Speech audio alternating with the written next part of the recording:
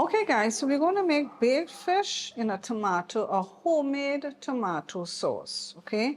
So if you want to see how I made my homemade tomato sauce, be sure to check the link in the description, or I think I'll probably leave, you'll see a link somewhere on the screen. But we're going to make a baked fish in our homemade tomato sauce. So it's quite simple. After you make your tomato sauce, you season your fish. I have my fish seasoned. You season the fish to your preference. What are the things I have in here? I put some salt.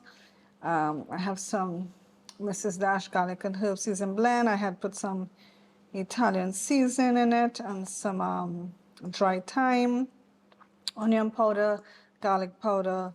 I think I also put some smoked paprika in it as well. Okay. So here I have my season. Oh, I also had put some, a few drops of lime as well in it. Okay. So we have our seasoned fish. And what I'm going to do now at the base of my baking dish, I'm going to put some of my tomato sauce here at the bottom. I don't want to use up all my sauce because I want to make, I have another dish that I want to make with this tomato sauce that I made. So I'm just going to put some of this here at the bottom, just at the base. I'm going to try to spread it out so I can stretch everything. All right. Nice. Okay.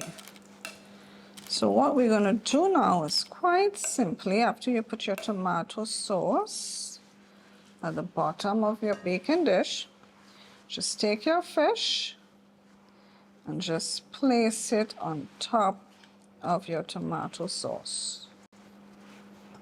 Just rest it on top of your tomato sauce. And I have to try to get everybody to fit in here. Everybody have to get comfortable and cozy. Okay? Try to make space for everybody. Come on, we have to fit. We have to get everybody to fit.